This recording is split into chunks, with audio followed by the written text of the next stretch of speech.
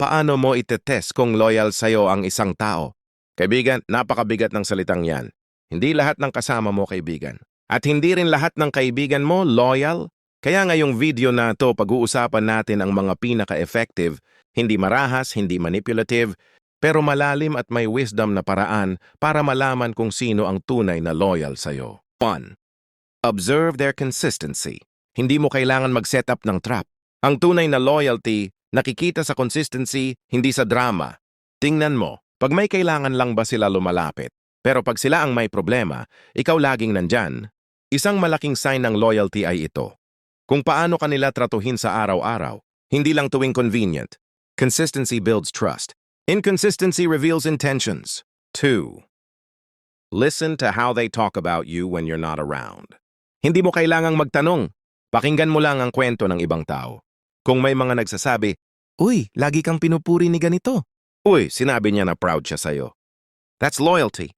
Pero kapag may naririnig kang, lagi ka daw niyang sinasagot sa problema, may sinabi siya tungkol sa'yo na hindi maganda. That's a sign. A loyal friend protects your name in rooms you're not even in. 3. Test of silence. Ito ang pinakasimple, manahimik ka. Maglaylow ka. Magpahinga ka sa pag-chat, pag-effort, pagbigay. Makikita mo, sino ang hahanapin ka? Sino ang magkukumusta? Sino ang mananahimik din dahil ikaw lang pala ang nagdadala ng friendship? Minsan hindi mo kailangan magalit. Kailangan mo lang tumigil para makita kung sino ang tutuloy. 4. Observe their reaction to your success. Ang tunay na kaibigan masaya pag umaangat ka. Hindi sila naiinggit, hindi sila nagtatago. Loyalty isn't just tested in hardship. Mas kita siya sa success. Signs of loyal. Tuwang-tuwa sila sa progress mo. Sila pa minsan nagpupush sa'yo. Proud sila, hindi insecure. Signs na hindi loyal. Tahimik pag may good news ka. Biglang cold. Si binababa achievement mo. Jealousy is the language of the disloyal. 5. Test of weakness. Sabihin mo, bro, pagod ako. May mabigat ako pinagdadaanan. Hindi obligasyon ng kaibigan na lutasin ang problema mo. Pero makikita mo kung may malasakit. May empathy ba sila? Handa ba silang makinig kahit wala silang mapapakinabangan? A loyal friend will never let you fight your battles alone. 6. Small boundary test. Mag-set ka ng maliit na boundary. Halimbawa, bro, busy ako ngayon. Hindi ako makakapag-reply agad. Or, pwede bang huwag mo muna ikwento to kahit kanino? Tingnan mo kung nire-respeto ba nila ang limit mo? Inaabot ba nila sa iba ang sekreto mo? Naintindihan ba nila kahit konting limit? Boundaries don't break loyalty. They reveal it. 7.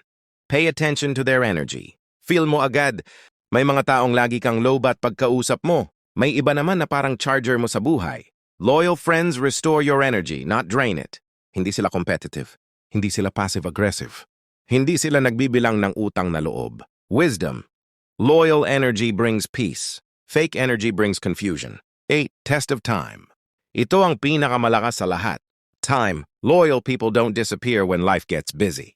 Hindi man kayo araw-araw magkita, pero pag kailangan mo sila, nandyan sila, ganun lang kasimple. Friendship is measured not by frequency but by reliability. 9. Notice who stays after you set standards. Pag nag-level up ka, pag nagbago ka, pag naging mas disiplinado ka, makikita mo kung sino ang mas napapalapit sa'yo o unti-unting lumalayo. Kasi ang loyal na tao hindi mai-insecure sa growth mo. Sasabay sila, susuporta sila, re-respetuhin nila ang direction mo. Wisdom. Growth does not break loyalty. Growth exposes who truly belongs.